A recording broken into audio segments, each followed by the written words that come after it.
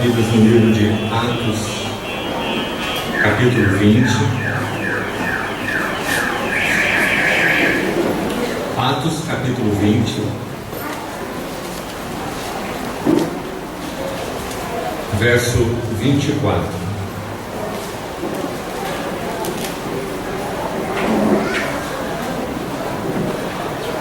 Porém, em nada considero a vida preciosa para mim mesmo, contanto que complete a minha carreira e o ministério que recebi do Senhor Jesus para testemunhar o Evangelho da graça de Deus.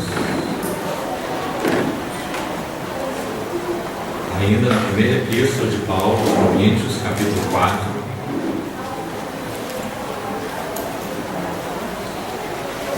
versos 1 e 2.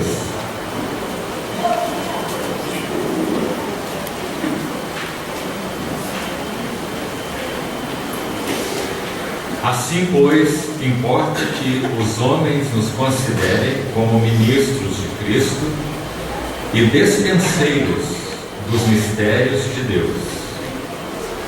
Ora, além disso, o que se requer dos despenseiros é que cada um deles seja encontrado fiel. Ainda na Epístola aos Efésios, capítulo 3,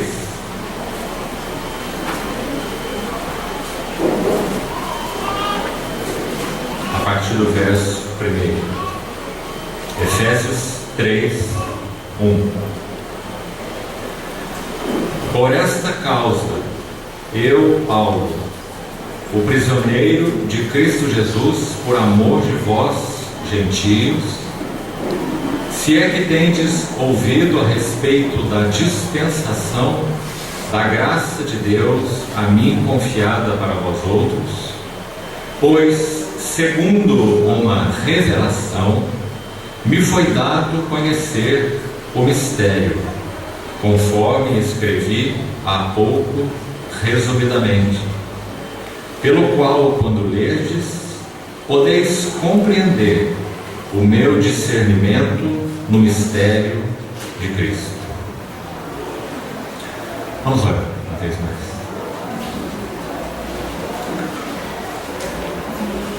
Querido Pai Celestial, com confiança, alegria e olhar fixo em Teu Filho, confiamos nossas vidas às Tuas mãos nessa manhã. Esperamos toda a habilitação da parte do Senhor para podermos ouvir a Tua voz, ver a Tua face e tocarmos em Tua pessoa. Usa a Tua palavra como Teu instrumento para abrir nossos olhos, para que vejamos com mais clareza o Teu Cristo, o nosso Cristo.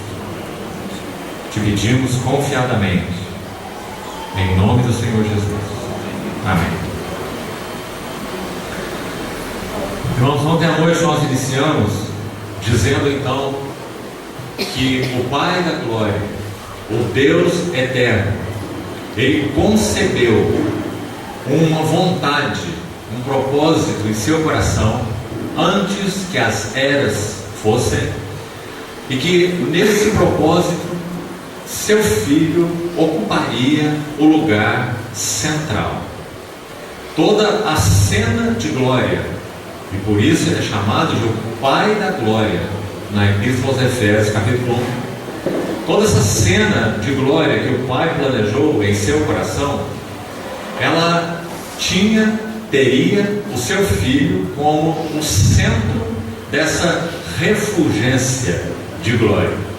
Por isso o autor de Hebreus diz que Ele é o resplendor da glória e a expressão exata do seu ser, o caráter de sua hipóstase. Tudo aquilo que o Pai é encontra expressão perfeita e plena no Filho. Então, nessa cena de glória que tem o Filho como centro, Deus determinou que progressivamente ela fosse revelada até sua plena consumação.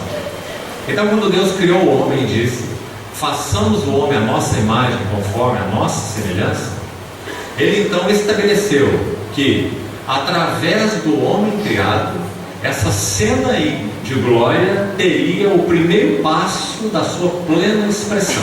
Por isso, mais tarde, o próprio Logos de Deus, o Filho de Deus, aquele em quem se centra toda essa cena de glória, Ele próprio se faria carne. Podemos dizer que o homem criado por Deus, ele foi criado no protótipo do Filho. Se nós somos assim como somos, nesse formato que nós temos como seres humanos, é porque o protótipo dessa criação foi o Logos de Deus, o Filho de Deus. Quando Deus disse: façamos o homem à nossa imagem, conforme a nossa semelhança, isso inclui, sem dúvida, a nossa condição como tendo espírito, alma e corpo. O homem em toda a sua constituição. Então o Senhor Jesus é esse protótipo baseado no qual o homem foi criado à imagem e semelhança de Deus. Qual é a imagem de Deus? Dita em Gênesis capítulo 1: façamos o homem à nossa imagem. O que o Novo Testamento tem para nos dizer? Colossenses 1 diz assim: Ele é a imagem do Deus invisível. Paulo, na sua segunda epístola aos Coríntios, no capítulo 4, diz: nós pregamos a Cristo, imagem de Deus. Então, a palavra usada ali para a imagem, no original, eikon, no grego, fala de uma figura impressa, por exemplo, em uma cera macia, como se usava para selar cartas. Então, aqueles anéis de nobres, de grandes, de autoridades, eles tinham uma determinada impressão nos seus anéis. Quando um determinado documento emitido por ele iria ser selado, então aquela cera líquida era jogada sobre o documento e aquele anel era colocado sobre a cera. Então a imagem impressa na cera era exatamente igual, idêntica à que estava no anel. Essa foi a palavra usada por Paulo para se referir como Jesus sendo a imagem de Deus. Ele é a imagem do Deus invisível. Por isso ele diz: quem me vê a mim, vê o Pai. Então, o Senhor Jesus é o centro dessa cena eterna que o Pai da glória concebeu em seu coração. Quando o homem é criado, que é o homem que dele te lembres, ou o filho do homem que o visites, fizeste, no entanto, por um pouco menor do que Deus, e de glória e de honra o coroaste. Porque essa imagem que o Filho é do Pai, ela foi impressa no homem criado. Por isso, façamos o homem à nossa imagem. Então, em função da queda, como também vimos ontem, podemos dizer que o primeiro casal perdeu essa oportunidade de seguir com Deus, alimentando-se da árvore da vida, coisa que nunca fizeram, foram expulsos da comunhão com Deus antes disso, e não puderam receber a vida de Deus na sua constituição interior. 4.000 anos, mais ou menos, depois, o Verbo se faz carne e habita entre nós, cheio de graça e de verdade, e vimos a sua glória, glória como do unigênito do Pai. Então, embora essa glória estivesse ali, ela estava velada pela carne humana do nosso Senhor Jesus. Então João vai dizer na sua epístola agora, no capítulo 1, que a vida se manifestou, e nós a vimos, a apalpamos, a contemplamos, a ouvimos, o verbo da vida. Então João testifica na sua epístola de que esse verbo é a vida que se manifestou, mas os únicos que puderam conhecê-lo são aqueles que tiveram os seus olhos abertos por Deus o Pai, porque ninguém conhece o Filho senão o Pai. Então, pela revelação de Deus, aqueles apóstolos que foram escolhidos pelo Senhor um a um, e muitos outros discípulos mais, puderam ver além do véu. Quando nosso Senhor Jesus, confrontando mais uma vez, dentre tantos, aqueles que o seguiam, muitos por motivos enganosos, espúrios, interesseiros, quando ele fala a respeito de si mesmo como sendo o pão da vida, João capítulo 6, aquelas pessoas que o ouvem dizendo sobre comer sua carne, sobre beber seu sangue, chegam a um limite do insuportável e dizem assim: duro é esse discurso, quem o pode suportar? E nosso Senhor, então, voltando-se para o seu grupo mais íntimo, ele diz: e vós também quereis retirar-vos? Porque à vista desse discurso, muitos deixaram de o seguir, quem sabe achando que eles estavam um tanto loucos. Comer sua carne, beber seu sangue para ter vida em si mesmo. À vista disso, João vai dizer: muitos se retiraram e já não andavam com ele. E nosso Senhor mais uma vez testa os seus discípulos e diz: quereis vós também retirar-vos? Então Simão Pedro, mais uma vez sem dúvida, auxiliado pela graça do Pai que enviou seu Filho, diz para o Senhor: e para quem iremos nós? Só tu tens as palavras da vida eterna. Amém. E nós temos crido e temos conhecido. Que duas palavras importantes Pedro usou ali. Não só temos crido, mas temos conhecido que tu és o Santo de Deus. Amém. Então ele teve o privilégio, como outros, de ter uma fresta aberta, assim, digamos, nessa carne humana do Senhor Jesus, para ver que ali estava o Santo de Deus, o Filho de Deus. E nós temos crido e nós temos conhecido que tu és, e que de ti nós bebemos palavras da vida eterna. Pedro está dizendo: ninguém é como tu. Não podemos nos retirar, não temos para quem ir. Então, no Pentecostes, caminhando aí um período de tempo mais, foi que, com a descida do Espírito Santo, esse véu então foi literalmente rasgado diante daqueles que pertenciam ao Senhor. E aí sim, eles puderam ver o significado dessa glória que o Pai tinha planejado para que no Filho fosse plenamente revelado. Por isso nós lemos ontem 1 Coríntios 2, quando Paulo diz: Deus nos revelou pelo Espírito, porque o Espírito a todas as coisas perscruta, até as profundezas de Deus. E esse Espírito foi derramado no dia de Pentecostes. Até lá, mesmo Pedro tendo dito: tu és o Santo, mesmo Pedro tendo dito mais tarde: tu és o Cristo, o Filho do Deus vivo, ainda assim Pedro iria negá-lo 3 vezes. Mas depois que o Espírito Santo desceu e rasgou o véu, não mais. Agora Pedro iria suportar os açoites, a perseguição, as ameaças por causa do nome de Cristo, diante de autoridades, ele sendo um simples pescador, iletrado e inculto, conforme Lucas registra. Ele iria levantar sua cabeça diante das autoridades e dizer: nós não podemos deixar de falar das coisas que vimos e ouvimos. E se retirar da presença deles, considerando-se privilegiados, porque foram considerados dignos de sofrer afrontas por esse nome. Amém. O que pode fazer isso com uma pessoa? Será uma revelação da glória de Deus em Cristo Jesus. Amém. Então ele, como outros, podiam dizer: nós o contemplamos, nós o apalpamos, nós vimos a sua glória, glória como do unigênito do Pai. Agora, queridos irmãos, os discípulos escolhidos pelo Senhor eram em número de 12. Saulo de Tarso estava entre eles. Nós vamos tomar o encargo dessa manhã focando na vida de Saulo de Tarso e no significado dessa revelação da glória de Deus em Cristo para Saulo de Tarso. E o que isso tem a ver com a igreja e o que isso tem a ver conosco.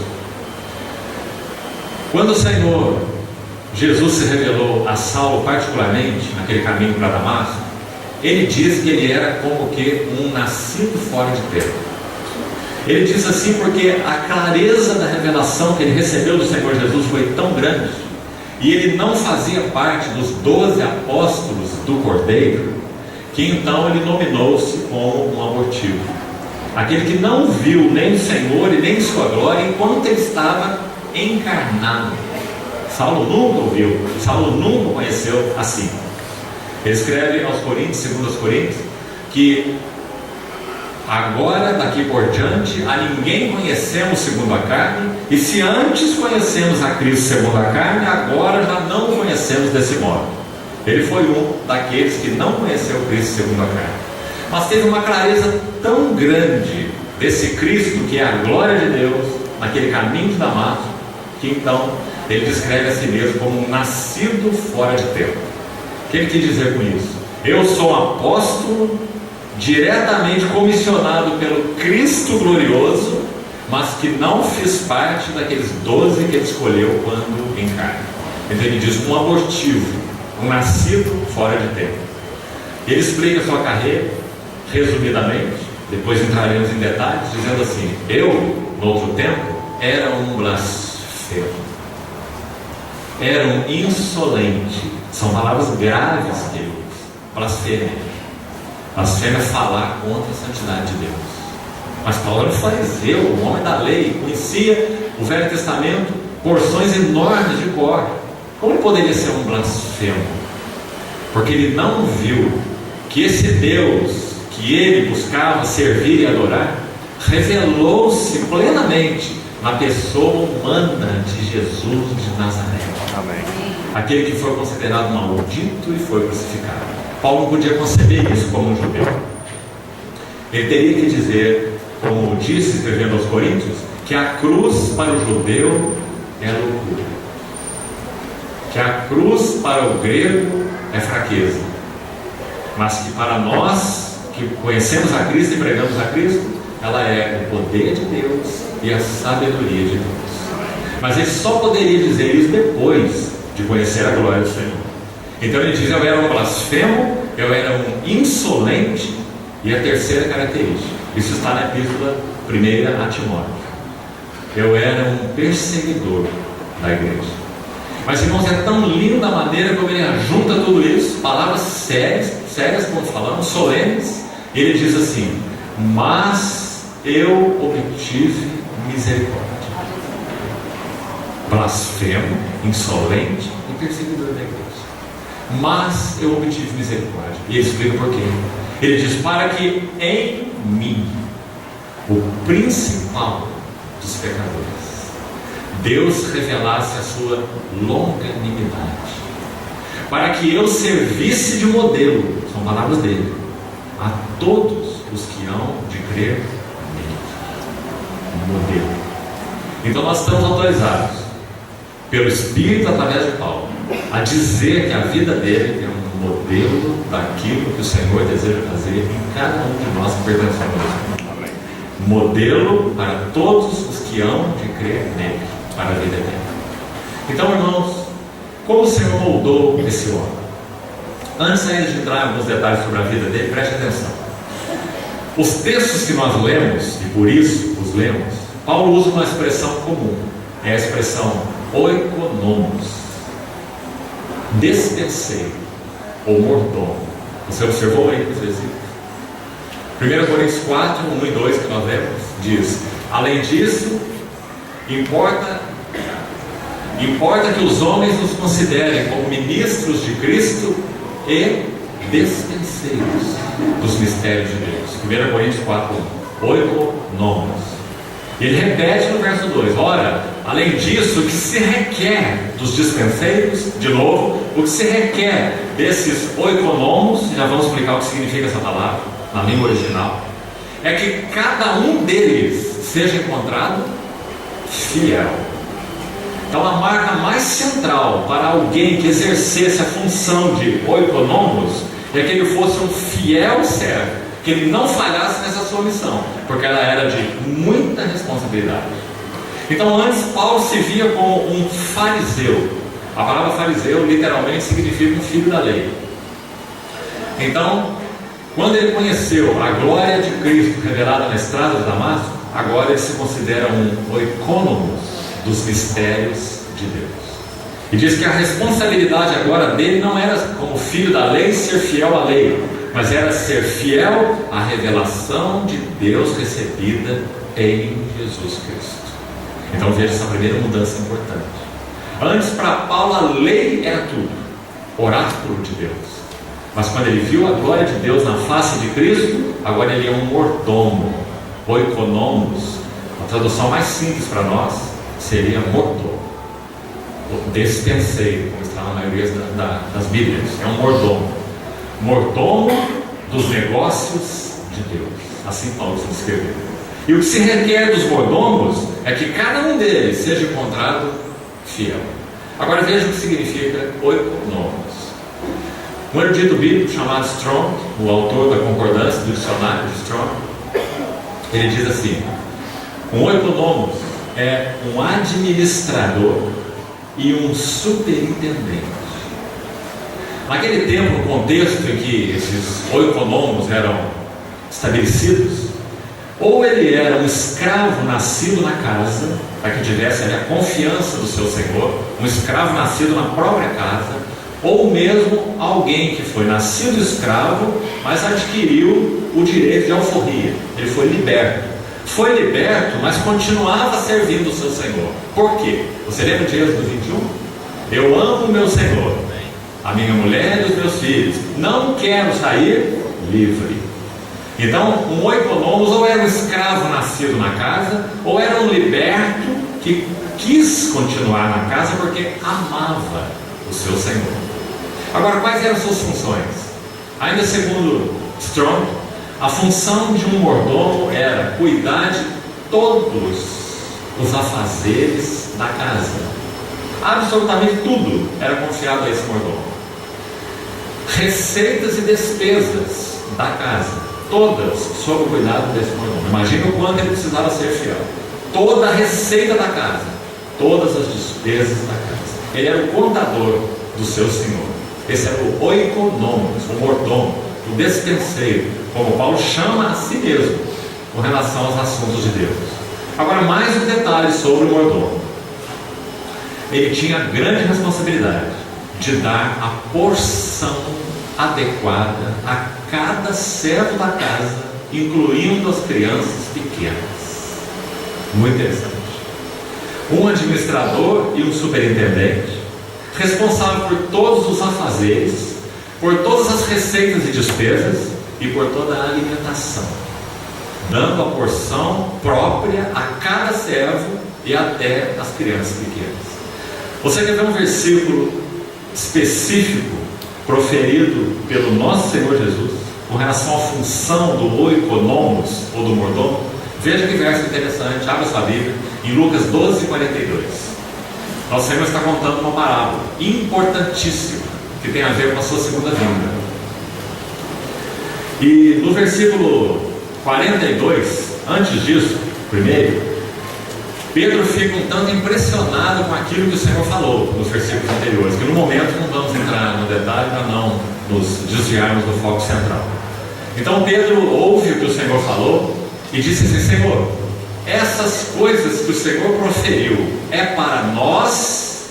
E aí ele quis dizer nós, os teus 12 que o Senhor escolheu, ou é para todos? Então no verso 42 de Lucas 12, o Senhor responde assim: quem? Ele responde a pergunta de Pedro com outra pergunta. Observe: quem é, pois, o mordomo? Não é essa palavra que você tem aí? Oikonomos, de novo, na língua original, ou despenseiro. Então o Senhor pergunta: quem é o mordomo? Fiel. Veja, a mesma palavra que Paulo usou lá em Coríntios. O que se requer dos mordomos é que cada um deles seja encontrado fiel.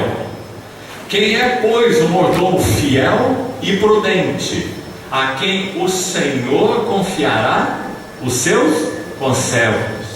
Está vendo aí que essa função específica que nós colocamos em último plano, quando falamos sobre a função do oikonomos, é a que o Senhor destacou nesse versículo. esse oikonomos terá os conservos confiados a ele.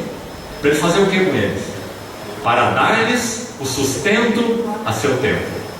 Agora, olha uma coisa interessante sobre esse versículo, também muito preciosa. A palavra para conservos, aí, no grego original, é terapeias. Terapeias. Nós temos uma palavra em português derivada dela: terapia. Terapia significa cuidado, basicamente, né? Cuidar. Então, a palavra que o Senhor usou para conservos traz a ideia daqueles que servem e que cuidam.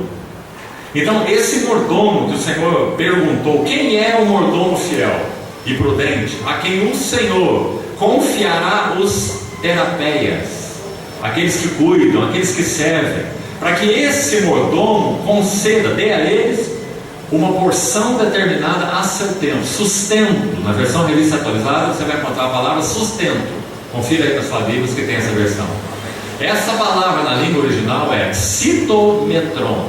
Ela é interessante, porque ela fala de uma porção determinada de grãos. Podia ser uma porção de cevada, podia ser uma porção de trigo, podia ser uma porção grande, podia ser uma porção pequena. Isso é um citometron. Então o Senhor está dizendo: a esse conservo eu confiarei a ele a responsabilidade de dar sustento, ou de dar porções a seu tempo. Você viu como o Senhor falou? Ou seja, a função do mordomo era saber exatamente que porção ele daria para qual servo, inclusive para as crianças pequenas. Por que nós estamos falando tudo isso aqui? Para que nós vejamos, queridos irmãos, a beleza do profundo trabalho da graça que o Senhor realizou na vida de Saulo de Tarso, a ponto dele deixar a sua história como fariseu, considerando-a como perda e um lixo inútil, como ele diz em Filipenses, para ser transformado, forjado como um oikonomos na casa de Deus.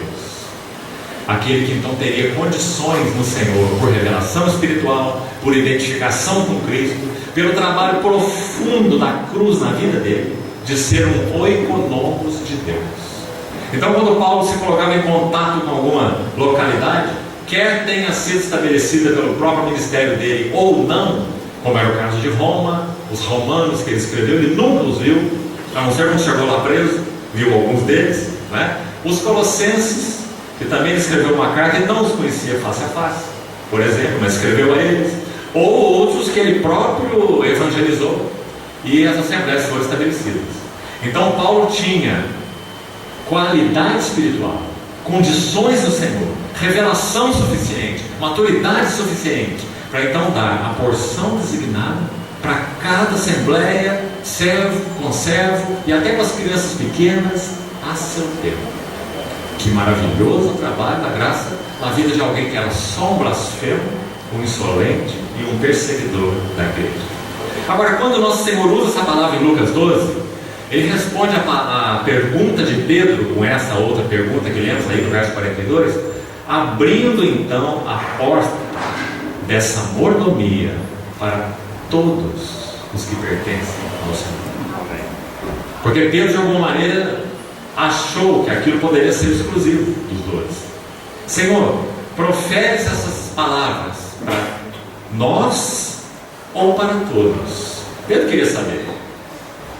E o Senhor então faz essa pergunta, que mantém a porta aberta para todos aqueles que queiram se apresentar ao Senhor para serem seus mordomos. Então ele diz: quem é, pois, o mordomo fiel e prudente, a quem o Senhor confiará? O que é necessário o Senhor realizar em nós para que Ele possa nos confiar algo? Então nós vamos entrar em alguns detalhes sobre a vida de Paulo. Vamos dar alguns passos na vida de Paulo, em alguns textos. Lembrando que é ele que se chama dispenseiro dos mistérios de Deus. Lembrando, nós lemos em Efésios 3, se você ainda tem aberto ali, no verso 2 de Efésios 3, ele diz: se é que já tendes ouvido a respeito da dispensação. Qual é a palavra para dispensação? Oikonomia. De onde vem nossa palavra? Economia. Então, a economia é algo que foi confiado a um oikonomos, ou a mordomia é algo que foi confiado a um mordomo, claro. A dispensação foi confiada a um dispenseiro, né?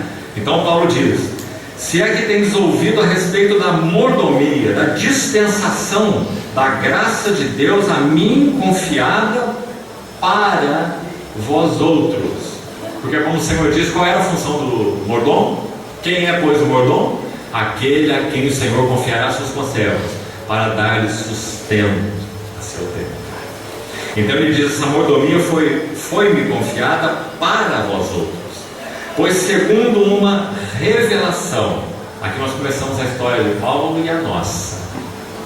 Segundo uma revelação, me foi dado conhecer o mistério, conforme escrevi há pouco resumidamente. Então aquilo que falávamos ontem, aquilo que Deus concebeu no seu coração e ninguém conhecia, anjo nenhum poderia perscrutar. Ele não compartilhou com nenhum querubim, com nenhum serafim, com ninguém. Algo que estava oculto desde os séculos em Deus, que criou todas as coisas. Houve um determinado momento, e não foi com Adão, e não foi com Abraão, e não foi com Moisés, e não foi com Daniel. Houve um momento específico em que o Senhor quis revelar plenamente esse mistério da sua vontade, tudo que concerne a seu Filho e sua glória, como já vimos ontem. Houve um tempo específico no calendário de Deus, vindo, porém, a plenitude do tempo, como Paulo escreve no Gálatas. Ele então aprove, Deus, no seu coração, revelar essa economia, revelar esse mistério que estava guardado em silêncio nos tempos eternos. Palavra de Romanos 16, que estudamos ontem. Aprove então a revelar aos seus santos, apóstolos e profetas no Espírito. Quando ele diz no Espírito, ele não está dizendo apenas no Espírito deles, não. Ele está dizendo que o Espírito é o único veículo para essa revelação. Deus revela no Espírito, porque o Espírito é um agente revelador. Então, por isso, Paulo usa a expressão no verso 3, segundo uma revelação. Então, irmãos, aí começou a história dele, e aí começou a nossa. Pela graça do Senhor e pela ação do Espírito Santo, nós que antes, quem sabe, com Saulo de Tarso, achávamos que tudo víamos, tivemos o véu do nosso entendimento rasgado, e inicialmente, quem sabe, uma pequena fresta, para nós começarmos a contemplar essa cena de glória concentrada no Filho eterno, no Filho de Deus. Então, essa instrumentalidade foi realizada pelo Espírito de Deus, e nós fomos alvos dessa revelação. Então, Saulo de Tarso, caminhando na estrada de Damasco, ao meio-dia, para que não houvesse nenhuma confusão, de repente nenhum outro facho de luz, o sol estava a pino sobre o Saulo. Então ele diz que uma grandiosa luz brilhou ao redor de mim, para que não houvesse nenhuma confusão com qualquer outro tipo de luz. O sol estava a pino, e Saulo pode dizer: aquela luz radiante brilhou ao redor de mim. Os que estavam com ele nada viram e nem entenderam o sentido daquela voz, como ele diz. Mas então ele ouve aquela palavra do Senhor: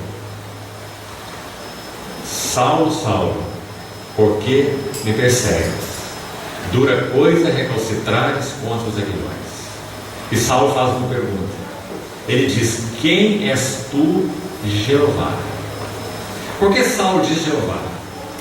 Num dos 3 testemunhos que ele dá sobre sua vida e história no livro de Atos, há 3 testemunhos, 3 relatos, 2 testemunhos e 1 relato, capítulo 9, 22 e 26 de Atos, dessa hora que Paulo viveu na estrada de Damasco. Quando ele dá esse testemunho, em um deles, ele diz que ele servia fielmente ao Deus de seus pais. Toda a gana do coração de Saulo de Tarso era ser fiel a Jeová, custe isso o que custasse. Se esses blasfemos cristãos que dizem que o Jeová eterno se fez homem, e esse homem foi crucificado numa cruz romana, isso para Paulo era uma blasfêmia. E essas pessoas que diziam que Jeová se fez carne E ao invés de ser o libertador do seu povo, o Messias prometido, como ele entendia as profecias do Velho Testamento, ele foi pregado numa cruz romana, cuspido, esbofeteado, escarnecido, colocado uma coroa nele, eis o rei dos judeus, e os caminhos batendo em sua cabeça. Paulo teria que dizer: isso é uma blasfêmia, esse é um maldito, um impostor. Ele nunca foi o Filho de Deus. Então há essa seita no entendimento dele, que professava que esse Jesus de Nazaré é Jeová encarnado. Paulo os considerava blasfemos. Então ele tomou carta das autoridades de Jerusalém para ir até Damasco, prender, açoitar e até matar alguns desses cristãos. Ele diz que quando eles eram mortos, ele consentia na sua morte. Ou seja, Saulo de Tarso era um assassino de cristãos.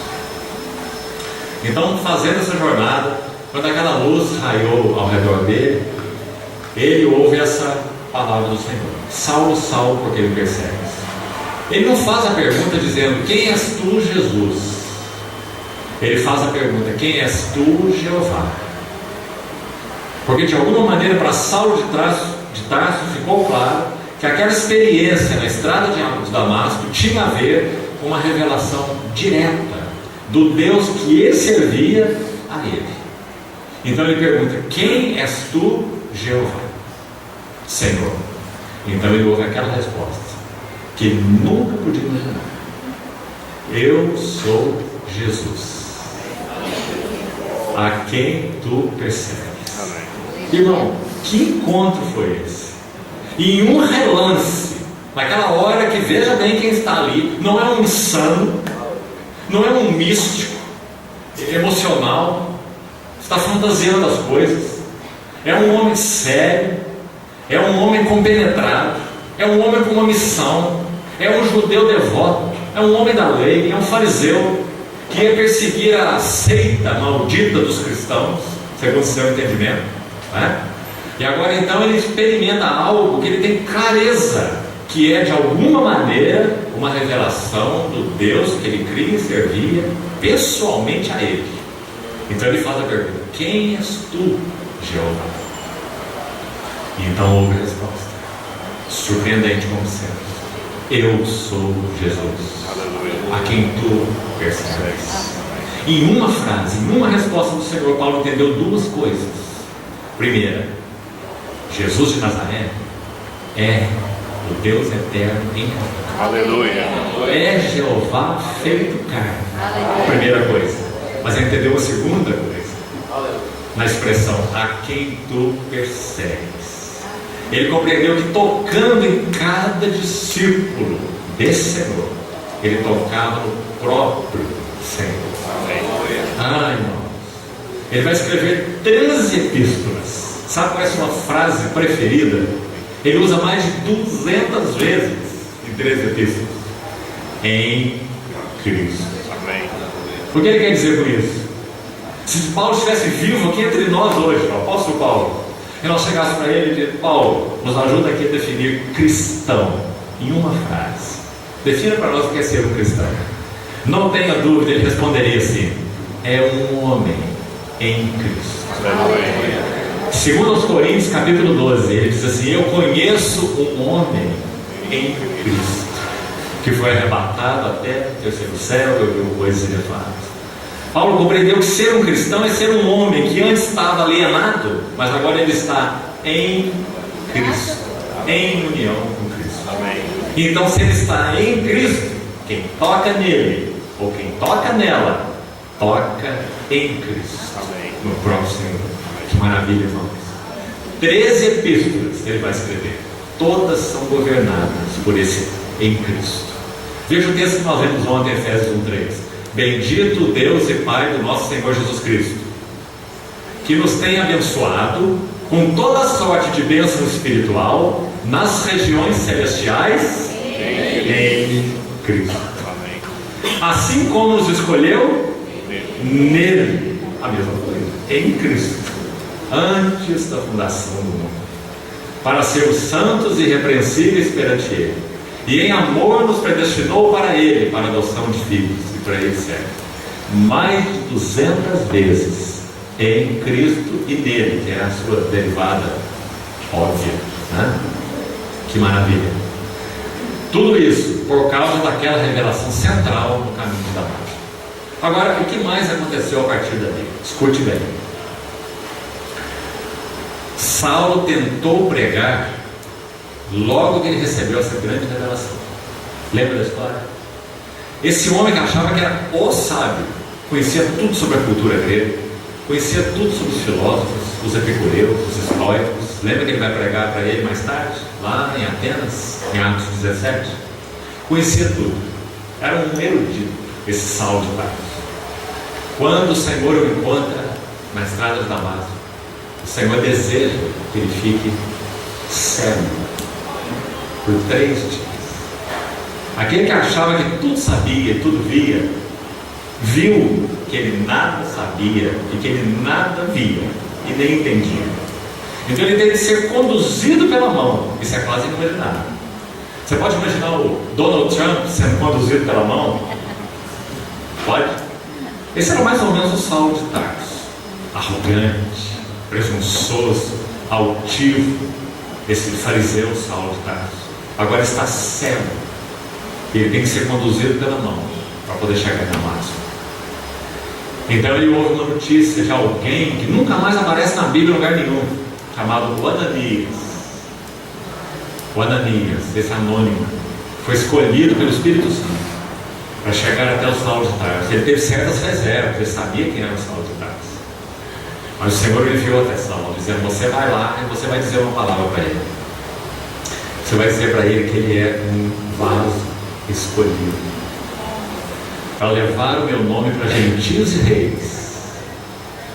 E ele também vai saber o quanto lhe importa sofrer pelo meu nome. E Ananias foi lá com essas palavras. E ele batizou Saulo e diz: Saulo, irmão. Foram as primeiras palavras de Ananias, tão lindas. Saulo, vírgula, irmão. Antes era Saulo, o blasfemo, o insolente, o perseguidor da igreja. Saulo, irmão, o Senhor que te apareceu na estrada de Damasco me enviou até você, para que você recupere a vista, fique cheio do Espírito Santo. Então Saulo foi batizado. Diz a palavra que escamas caíram em seus olhos. Então a primeira cena que agora esse novo homem vê diante de si é Ananias, um membro do corpo de Cristo, aquele que o batizou. E então a partir daí Saulo tenta pregar em Damasco. E é muito interessante quando você lê o relato. Se quiser conferir lá na Atos 9, você vai ver que não acontece nada. Era para acontecer tudo do nosso ponto de vista. Imagina um homem que tem uma revelação dessa, um encontro desse, uma experiência dessa. Agora ele vai pregar o Evangelho, todos vão se converter, não é? É dito que Paulo pregou em Damasco e só deu encrenca. Ele teve que sair de Damasco por uma janela do muro, dentro de uma cesta, para salvar sua vida. Não há registro de nenhum convertido, só confusão. Quando Paulo foi para a sinagoga de Damasco, tentando falar que Jesus era o Cristo. Sabe o que aconteceu a partir daí, irmão? Presta atenção, porque isso importa muito para nós. É a história do Senhor conosco também, como foi com ele. Ele é o modelo. 11 anos se passaram. E você não sabe nada do Saulo de Tarso em 11 anos. Sabe onde ele estava? Pelo livro de Gálatas que ele escreve, nós sabemos que pelo menos 3 anos ele estava no deserto da Arábia. O que esse Saulo vai fazer no deserto da Arábia? Não tem mais coisa para fazer, não. Ele viu a glória de Deus na face de Cristo, na estrada de Damasco. Ele viu que o Deus eterno se fez carne no Jesus de Nazaré. O que ele vai fazer no deserto? 3 anos na Arábia. E possivelmente mais 8 anos escondido na cidade natal dele, Tarso da Cilícia. Por que sabemos?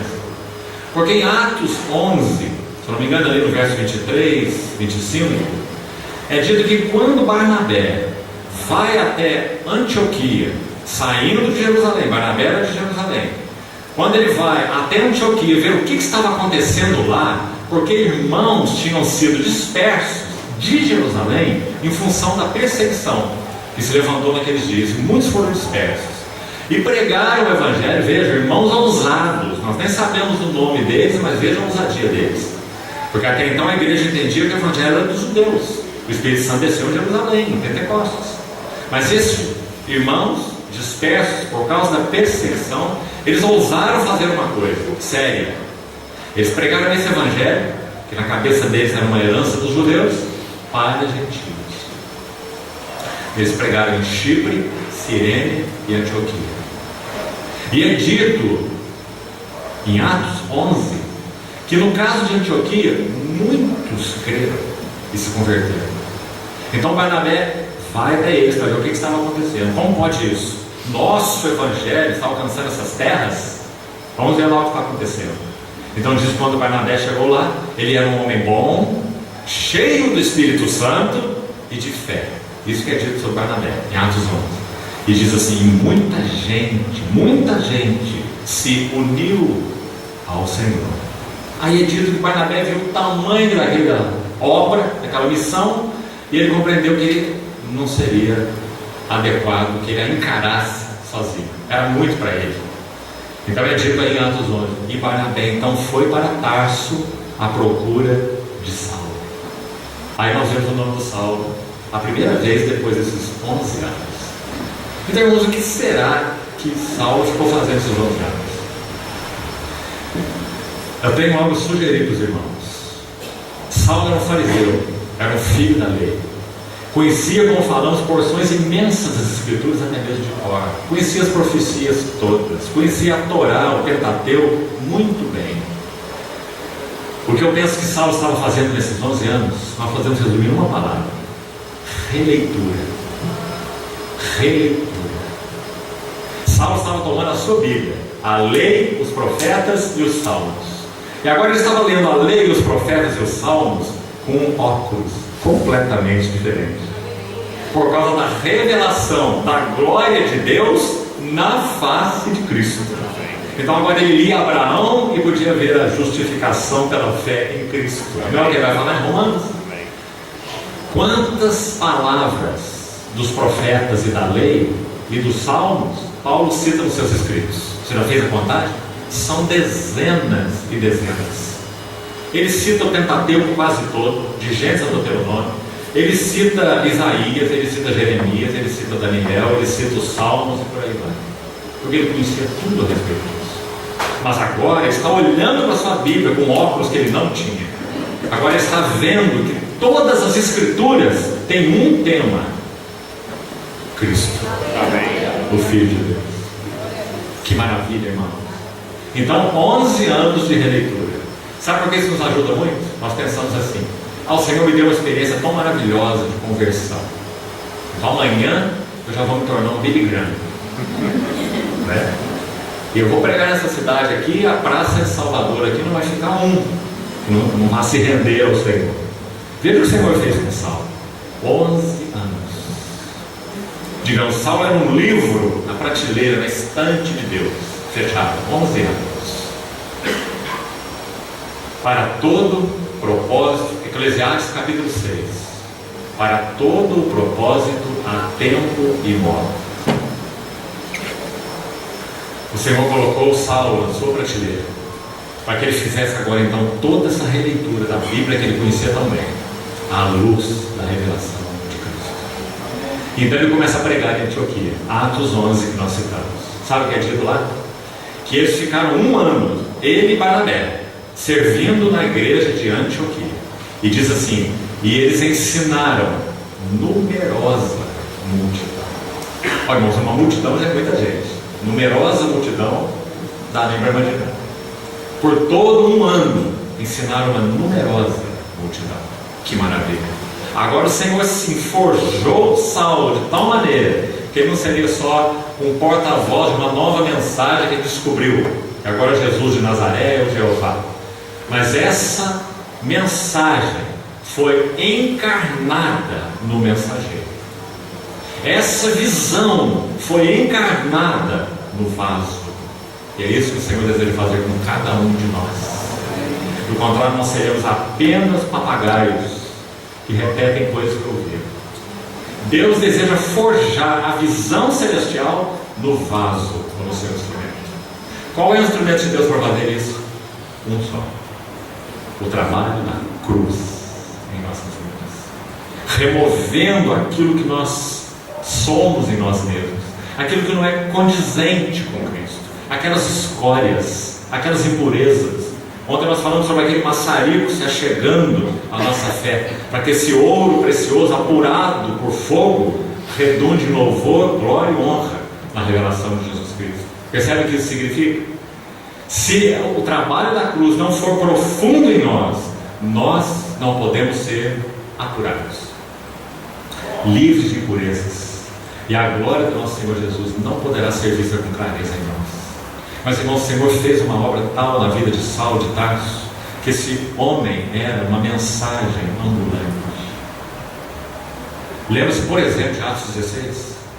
Estava lá Paulo agora e Silas, com seus lombos cortados, de varadas, na prisão.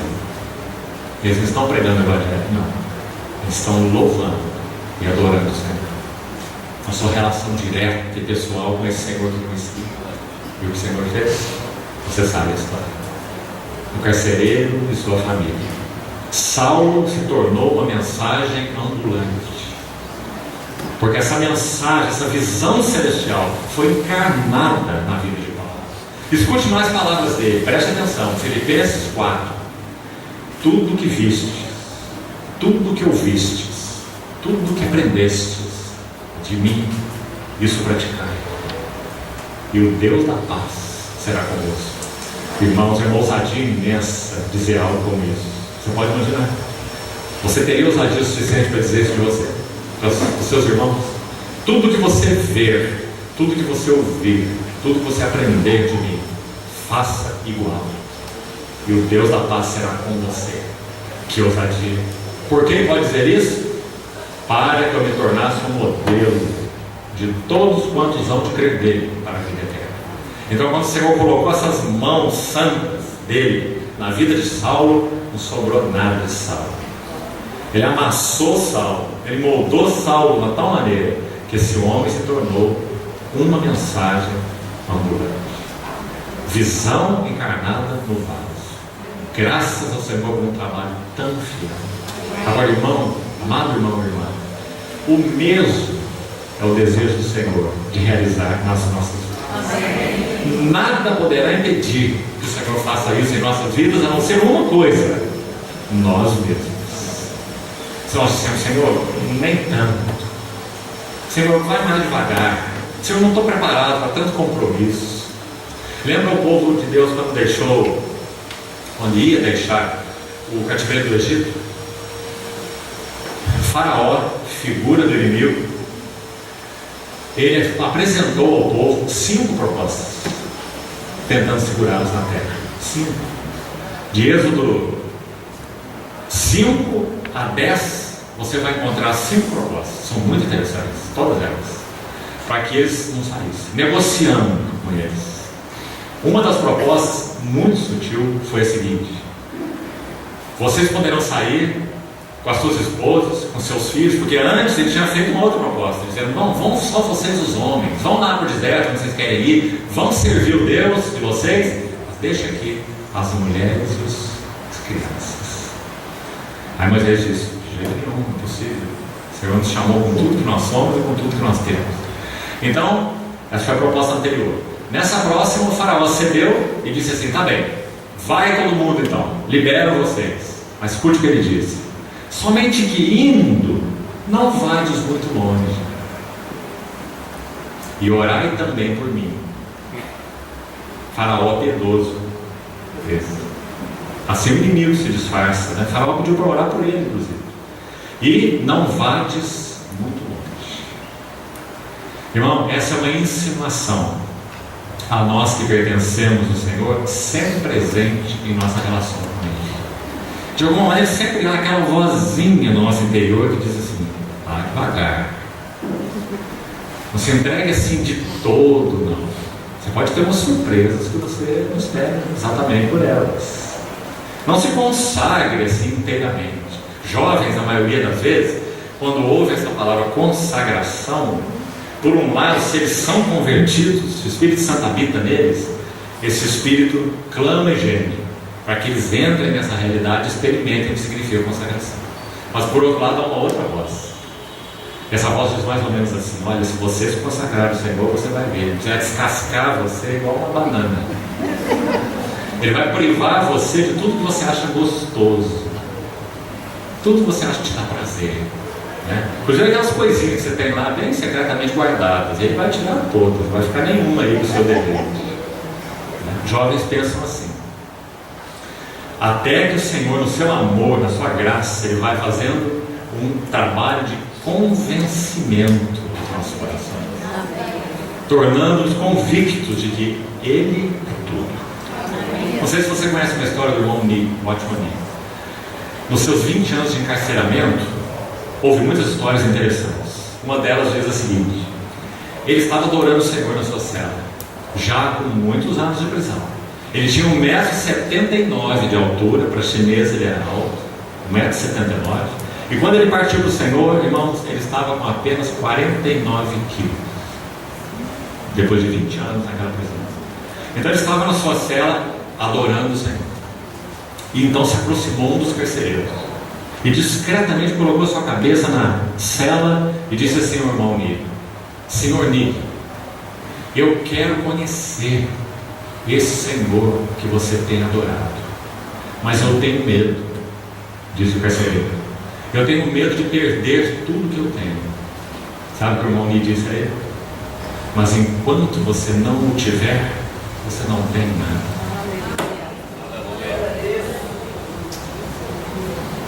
O Senhor trabalha tão fielmente nos nossos corações, convencendo-nos de que Ele é tudo. Amém. E consagrar-nos a Ele não é um favor que nós fazemos, é um direito que Ele tem sobre nós. Amém. Porque Ele nos comprou. Amém. Com seu precioso sangue. E além dele ter um direito sobre nós, graciosamente Ele vai nos convencendo que só Ele nos preenchendo de todo, nós teremos plena realização. Amém. E aquelas coisas que nós guardamos, quem sabe em recintos secretos dentro de nós, nunca nos trarão aquela alegria, aquele desfrute, aquele gozo que nós queremos ter, mas não encontramos, enquanto retemos essas coisas. Essa é a nossa loucura. Nós as retemos para ter o gozo e não temos o gozo porque as retemos. Então vivemos essa esquizofrenia espiritual, até que o bondoso, gentil Espírito Santo vai nos convencendo, como convenceu Saulo, que Cristo é tudo. Então 11 anos depois, lá está Saulo em Tarso, na sua cidade natal. Barnabé vai procurá-lo, leva para Antioquia para iniciar agora o seu serviço. 11 anos se passaram, desde que Saulo foi encontrado pelo Senhor em Damasco, até ele partir para o Senhor, em torno do ano 67 ou 68, segundo a história decapitada do Império de Nero, ano 67 e 68. Se passaram 33 anos, veja que interessante, 33 anos, divididos em 3 fases de 11 anos, exatamente. Os primeiros 11 anos, vida oculta, como nós já citamos, 3 anos no deserto da Arábia, 8 anos em Tarso, uma vida oculta, relendo, reaprendendo tudo o que ele sabia à luz da revelação de Cristo. Os próximos 11 anos, a segunda etapa agora de 11 anos, Paulo está servindo, viajando, 3 viagens missionárias. O Evangelho chega até os confins da terra, Roma.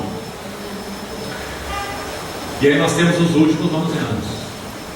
Ele é um modelo, vamos insistir nisso, daquilo que o Senhor tem a trabalhar em nós.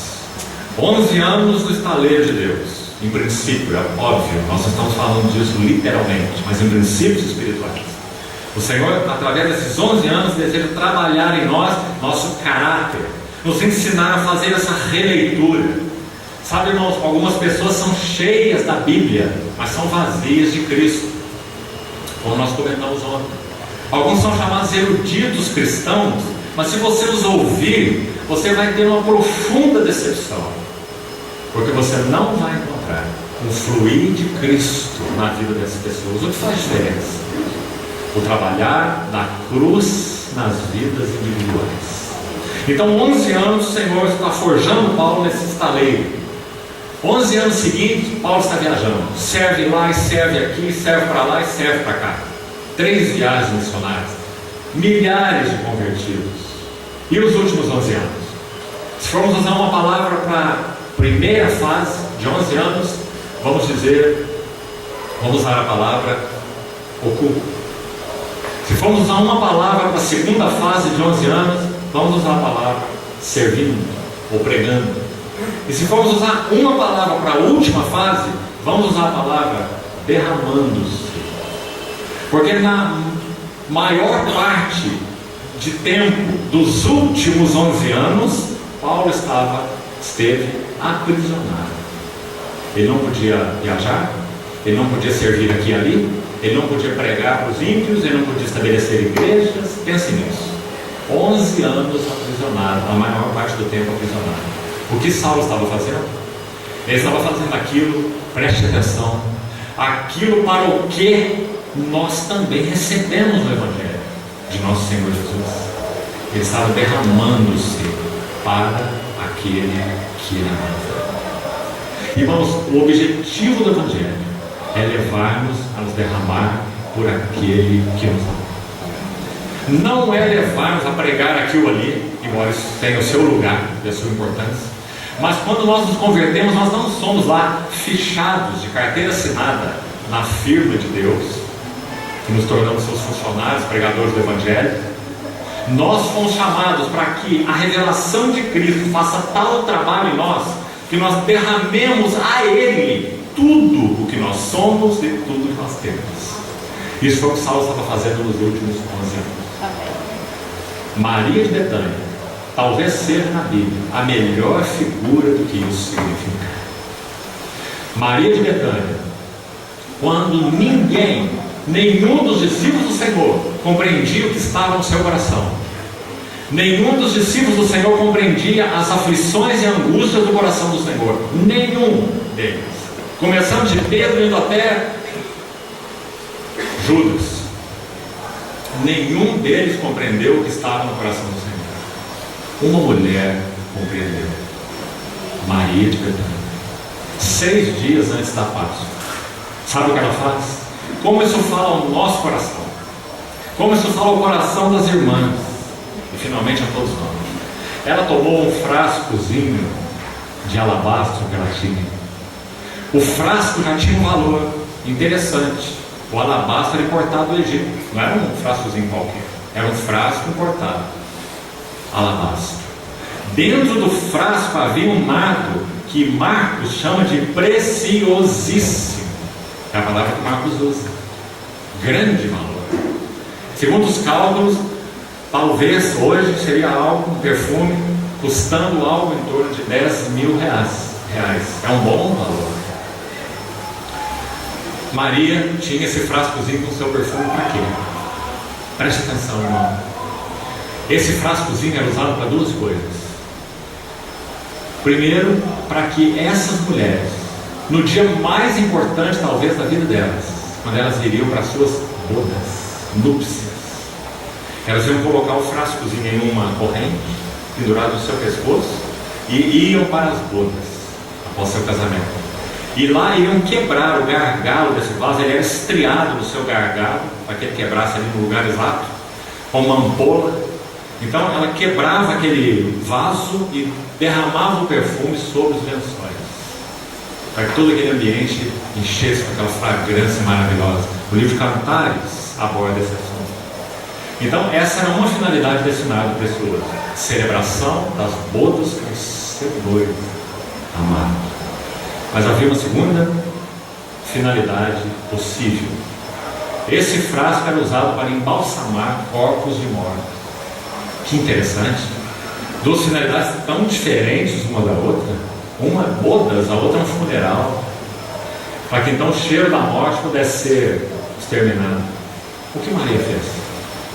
6 dias antes do nosso Senhor ser crucificado, ela conseguiu ver nos olhos e no coração do Senhor as suas angústias.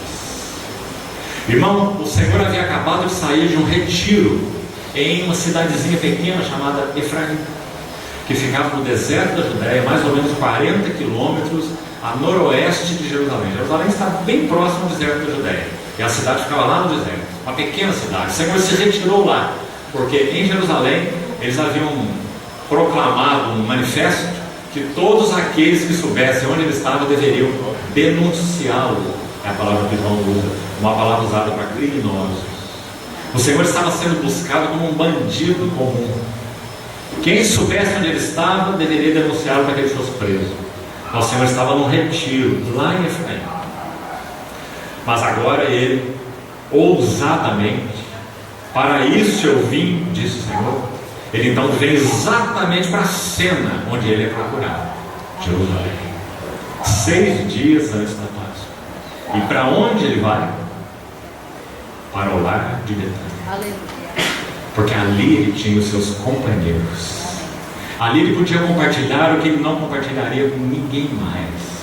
Quando ele vai purificar o templo pela segunda vez, poucos dias antes aí no final do seu ministério, ele vai a Jerusalém, assenta-se em um determinado lugar e fica olhando o que as pessoas estão fazendo.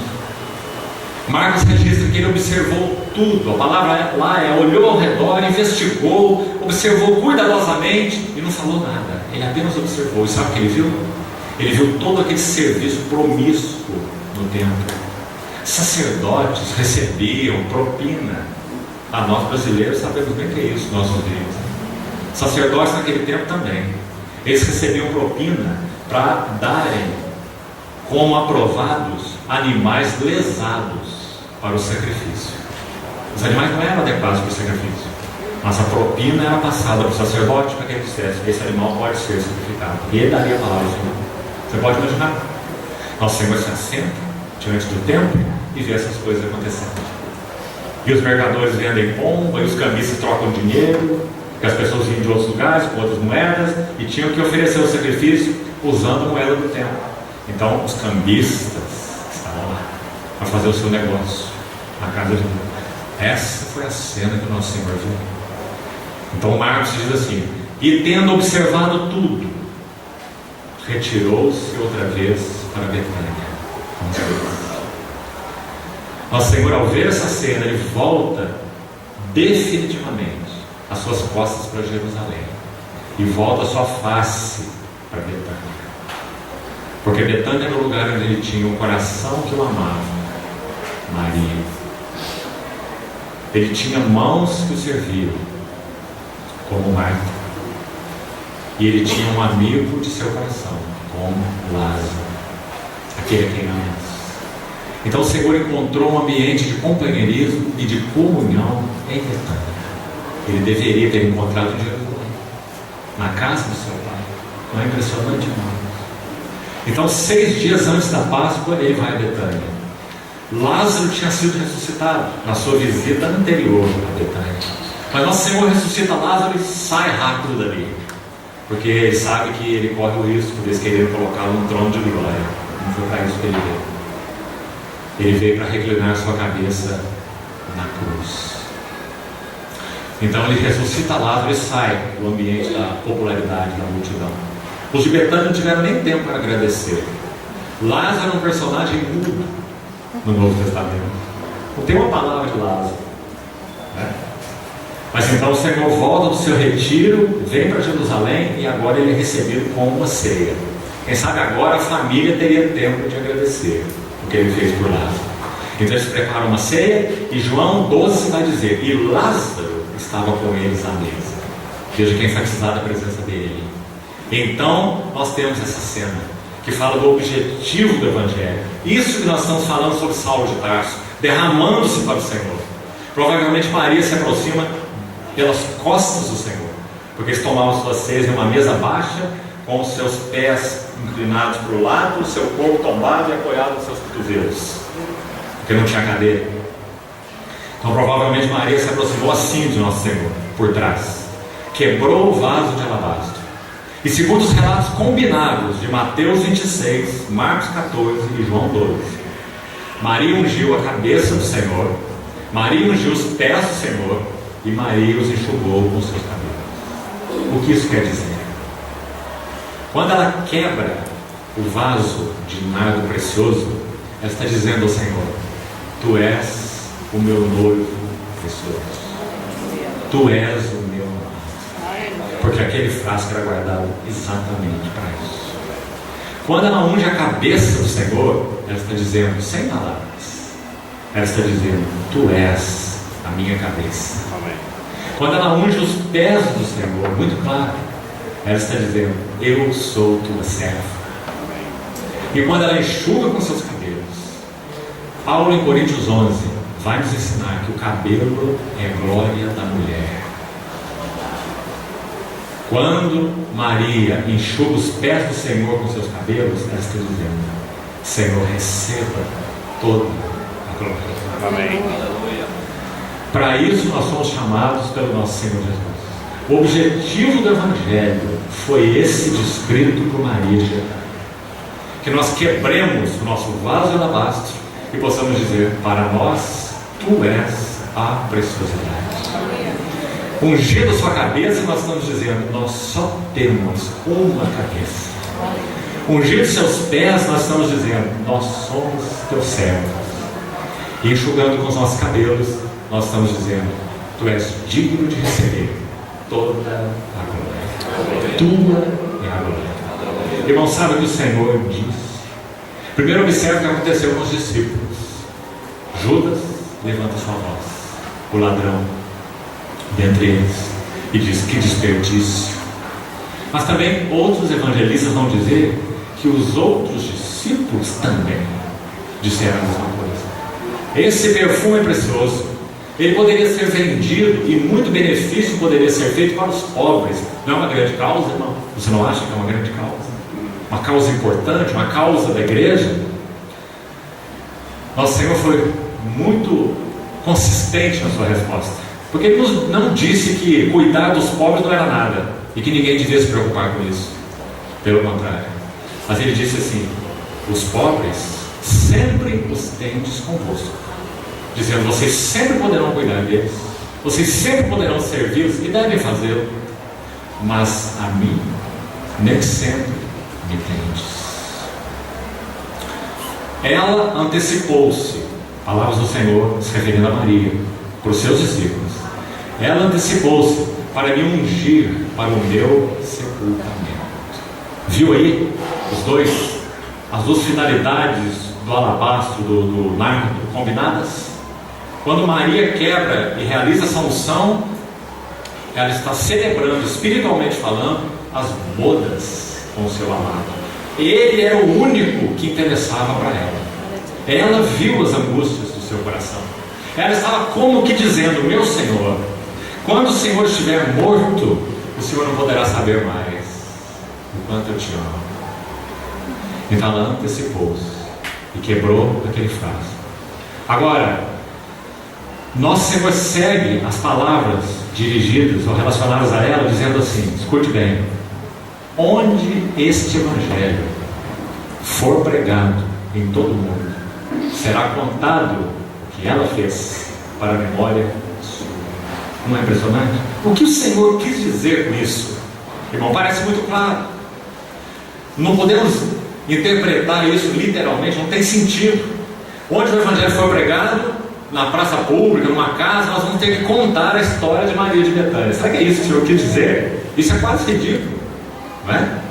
Mas o Senhor está dizendo que o espírito do Evangelho, o objetivo do Evangelho é fazer com que cada um daqueles que o receberam derrame-se aos pés do Senhor Jesus, porque Ele é o Evangelho. Então, onde o Evangelho for pregado, será contado o que ela fez. Ou seja, onde o Evangelho for pregado, tem que ser dito que o objetivo do Evangelho é levar cada um de nós a fazer o que fez Maria de Betânia. Amém. A confessar como Maria de Betânia confessou, e a dar ao Senhor a primazia de amor que ela concedeu ao Senhor. Então será contado o que ela fez para a memória sua. E esses são também os últimos 11 anos da vida de Saulo. Saulo agora estava preso. Irmãos, Que etapa é essa? Sabe que uma das coisas mais complicadas que podia acontecer para um soldado naquela época era ser acorrentado junto com o tal do Paulo? Era um problema para esse soldado? Eles se revezavam em escoltas, eram 4, segundo a tradição e a história. 4 que se revezavam. Saulo devia ser muito perigoso para ter 4 soldados acorrentados a ele numa casa que ele alugou. E essas escoltas tinham que se revezar, é claro, para fazer vigílias, né? Dormindo e vigiando. E a cada escolta que era acorrentada a Paulo, eram mais pessoas conquistadas para o nosso Senhor Jesus. Então, quando ele escreve aos Filipenses, ele vai dizer assim: as minhas cadeias em Cristo se tornaram conhecidas até mesmo na guarda pretoriana. Ficar acorrentado a Paulo era um tormento para essas pessoas, porque elas teriam que ver Paulo adorando o Senhor. Isso não era uma coisa simples, não. Teriam que ver Paulo falando as suas cartas para o seu amanuense. Você pode imaginar isso? Um soldado amarrado a Paulo e Paulo ditando a carta aos Efésios. Coitado desse soldado. E Paulo ditando a carta aos Filipenses e falando assim: alegrai-vos no Senhor. Outra vez digo alegrar. O soldado devia olhar para a Saulo e dizer: alegrai-vos. Ele é um prisioneiro do Império Romano, deve ser executado daqui a uns dias. Que maravilha, irmão. O objetivo do Evangelho é levar-nos a nos derramar por aquele que nos amou. Amém. Nem morte, nem vida, nem anjos, nem poderes, nem altura, nem profundidade, nem qualquer outra criatura poderá nos separar do amor de Deus que está em Cristo Jesus, nosso Senhor. Então, esse é um modelo para todos quantos hão de crer nele. E esse modelo chamou-se de um mordomo, um dispenseiro. Graças ao Senhor pela vida de Saulo de Tarso. Amém.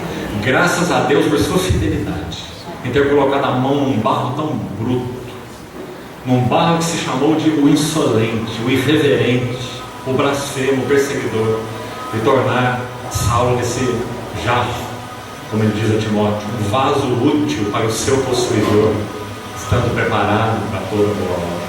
Amados irmãos, o supremo propósito de Deus em Cristo Jesus é que nós, que somos igreja de Deus, vejamos a glória do seu Filho de tal maneira que tudo em nós se derrame para Ele.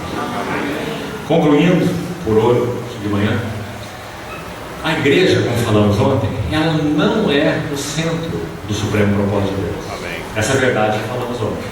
Mas graças a Deus, hoje podemos falar outra, complementar. Embora ela não seja o centro do eterno propósito de Deus, ela foi unida ao centro do eterno propósito de Deus. Amém. Assim como o corpo está unido à cabeça. Então hoje nós vamos ler um verso, e por aqui vamos praticamente encerrando, à noite continuamos, para nos ajudar a entender essa questão da igreja, que é onde nós vamos entrar a partir de agora, apenas iniciando agora, à noite seguimos, esse lugar da igreja dentro do supremo propósito de Deus. Vamos iniciar com o texto de Tessalonicenses. Mas nos lembrando então, embora a igreja não seja o centro do eterno propósito de Deus, ela foi vinculada irreversivelmente ao centro do eterno propósito de Deus, que é o Filho glorioso de Deus. E não foi apenas vinculada, ela foi vinculada de uma maneira única, que agora Paulo mesmo, é com ele que nós vamos continuar ainda hoje à noite. Paulo é quem usa com mais propriedade do que qualquer outro autor do Novo Testamento a figura do corpo de Cristo.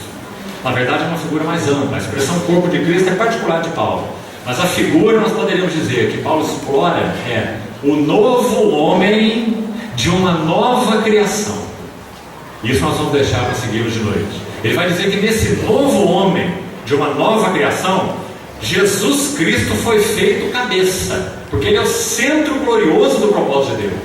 Mas por mais incrível que isso possa parecer, Deus também determinou, lá nos seus conselhos eternos, lá na sua vontade oculta dos séculos e das gerações, Ele determinou que um povo separado, um povo escolhido, devesse compartilhar com seu Filho toda a glória que Ele tem. tudo que ele é e tudo que ele tem, sem que esse povo fosse divinizado. Nunca seremos divinizados. Nós somos chamados para compartilhar de tudo que o nosso Senhor Jesus é e de tudo que o nosso Senhor Jesus tem. Sobre isso vamos entrar em mais detalhes à noite. Mas só já nos preparando, escute esse texto com esses óculos que nós acabamos de colocar aqui. Leia esse texto. 2 Tessalonicenses, capítulo 1, versículo 10.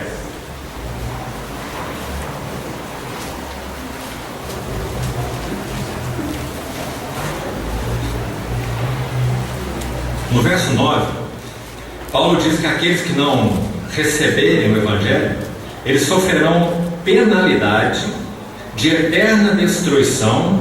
O que Paulo chama de eterna destruição? Banidos da face do Senhor. Expressão importante aqui, porque o que Paulo vai dizer nos próximos versículos tem a ver com isso. Parece que a chave está aqui, a face do Senhor. Então aqueles que não receberem, não crerem no Evangelho, serão banidos dessa face gloriosa, a glória de Deus na face de Cristo. Então ele vai dizer, quando isso vai acontecer? Quando eles serão banidos da face do Senhor e da glória do seu poder. Aí ele vai explicar, olha aí no verso 10.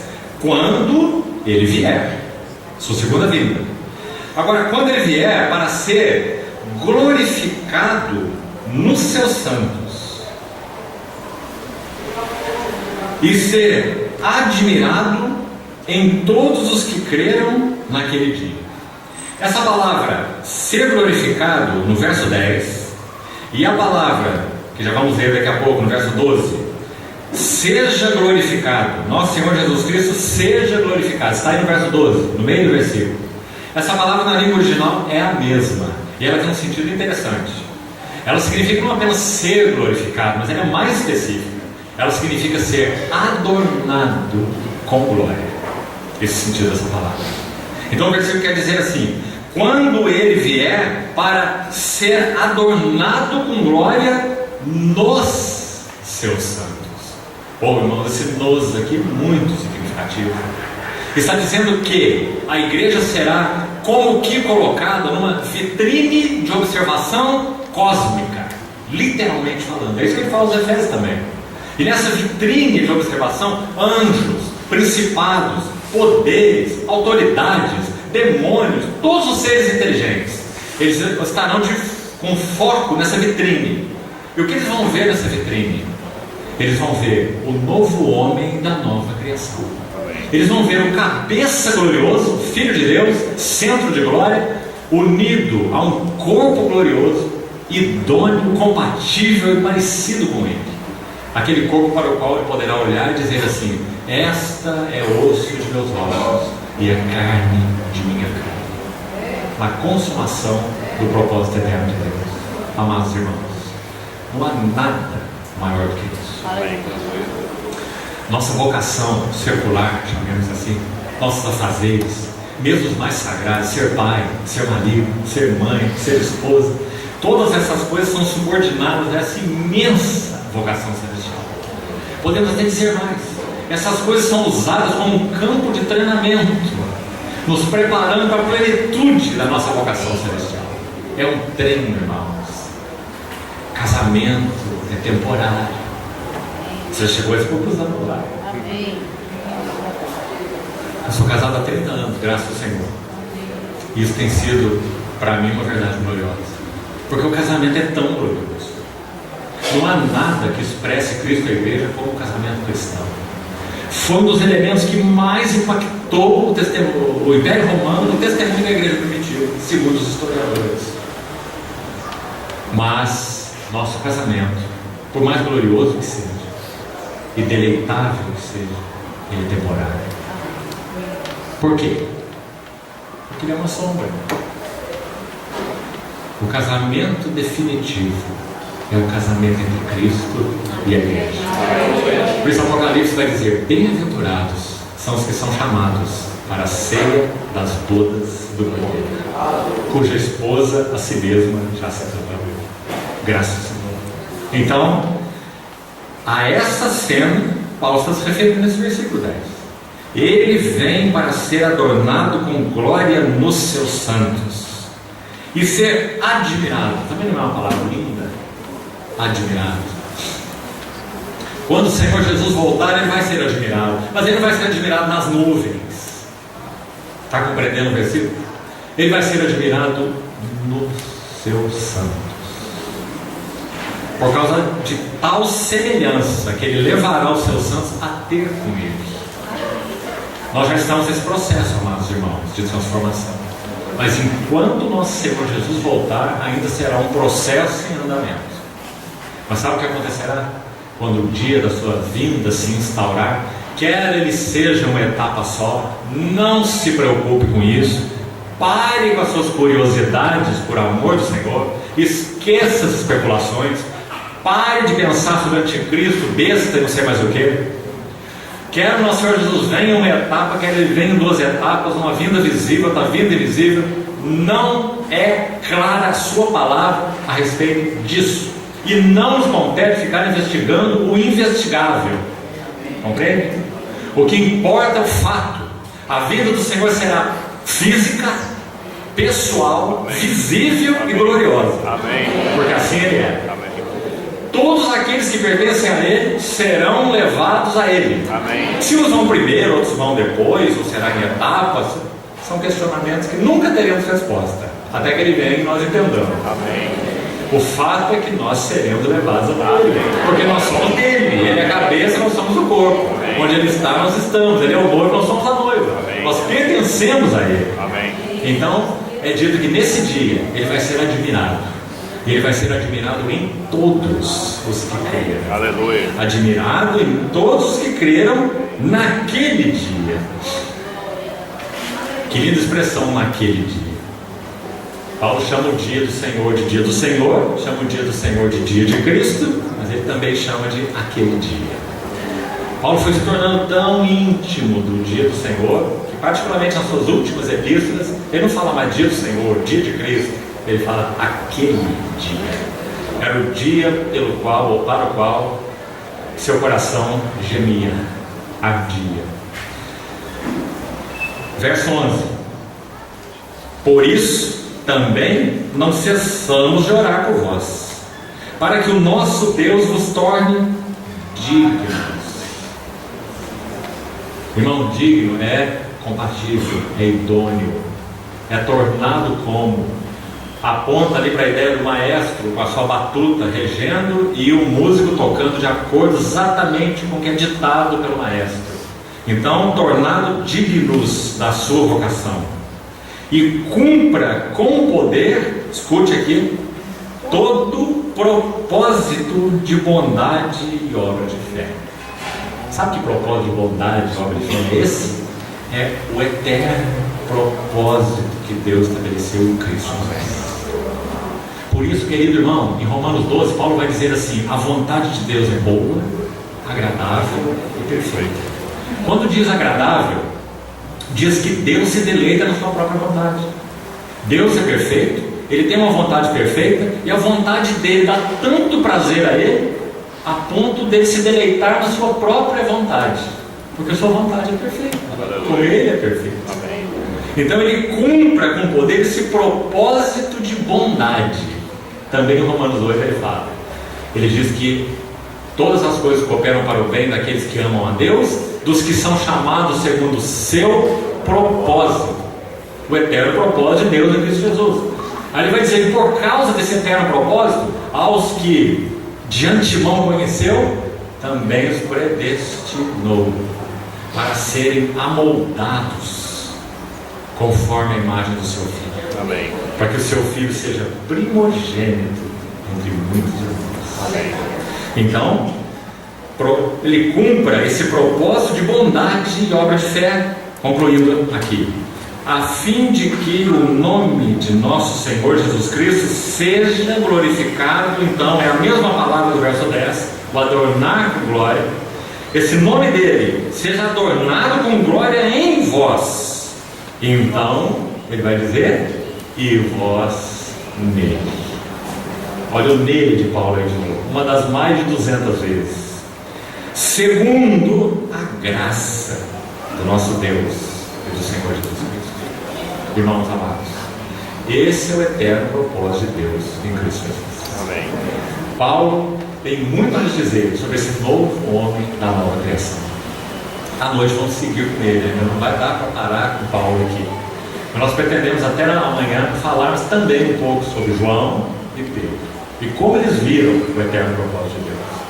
Paulo, sobretudo, viu o corpo de Cristo, o novo homem da nova criação. João, sobretudo, viu a família de Deus, de muitos filhos semelhantes ao seu filho. E Pedro, sobretudo, viu a casa de Deus, com pedras vivas, justapostas e edificadas, para que Deus tenha um santuário. Sabe o que acontece quando olhamos essas três visões? Deus, o Pai, busca uma família de filhos. Deus, o Filho, um corpo para se expressar. E Deus, o Espírito Santo, um santuário no qual ele possa habitar plenamente. Então, na consumação do propósito de Deus, nós vamos ter o Pai satisfeito, porque ele vai ver muitos filhos à imagem do seu Filho. Aleluia. Nós vamos ter um filho satisfeito, porque ele terá um corpo idôneo para expressá-lo. E, ao mesmo tempo, uma noiva com quem coabitar por toda a eternidade. Deus, o Filho, mas também Deus, o Espírito Santo, vai estar muito satisfeito, porque ele terá seu santuário edificado para a habitação de Deus no Espírito. E Pedro que vai nos falar sobretudo sobre esse santuário, porque Pedro entende de pedra. Ele é uma pedra bruta, que levou os golpes da espada do Senhor, talhado, moldado e tornado apto para ser justaposto na casa de Deus. Então Pedro vai nos ajudar a entender a casa de Deus. E esses três elementos, irmãos, compõem essa visão do eterno propósito de Deus. Não podemos ficar só com um elemento. É tão grande que nós precisamos desses três elementos. É tão grande que nós precisamos dos três maiores autores do Novo Testamento. Os três de maior peso: Pedro, Paulo e João, para nos mostrarem três facetas de um único eterno propósito. Toca o Pai, toca o Filho e toca o Espírito. Toca a família, toca a família de Deus, o corpo de Cristo e o templo do Espírito. Esse é seu propósito de bondade. Irmãos, se nossos corações, vendo isso por visão espiritual, não seguem respondendo ao Senhor em direção a esse propósito, nós não vimos nada, porque não há nada maior do que esse glorioso propósito de Deus em Cristo Jesus. Amém. E lembremos, seu Filho amado é o centro da cena de glória. Amém. Todas as coisas convergem para Ele, todas as coisas são dele. O Senhor continue falando aos nossos corações, rasgando o véu, cativando-nos pelo mesmo poder da revelação que atingiu o Saulo de Tarso. Segundo uma revelação me foi dado conhecer, são palavras dele. Esse princípio se aplica a todos nós. Sem revelação não conheceremos. Amém. Podemos ter só um entendimento intelectual, não irá mudar nossa maneira de ser, de viver, de agir, de relacionar. Então que o Senhor encontre espaço para realmente nos conceder revelação. Amém. Vamos orar. Mais uma vez, Senhor, confiamos a Ti, a Tua palavra compartilhada, e Te suplicamos que Teu Espírito Santo encontre sim lugar em nossas vidas para abrir mais este véu e nos dar um entendimento espiritual, revelando-nos algo mais do significado desse Seu eterno, sublime propósito. Esperamos em Ti, Senhor, e Te pedimos que Tua palavra seja guardada nos nossos corações e continue por Tua graça, abrindo o céu sobre nós, para que nós possamos Te ver nesses dias com clareza. Assim esperamos em Ti e Te agradecemos. Em nome de Jesus.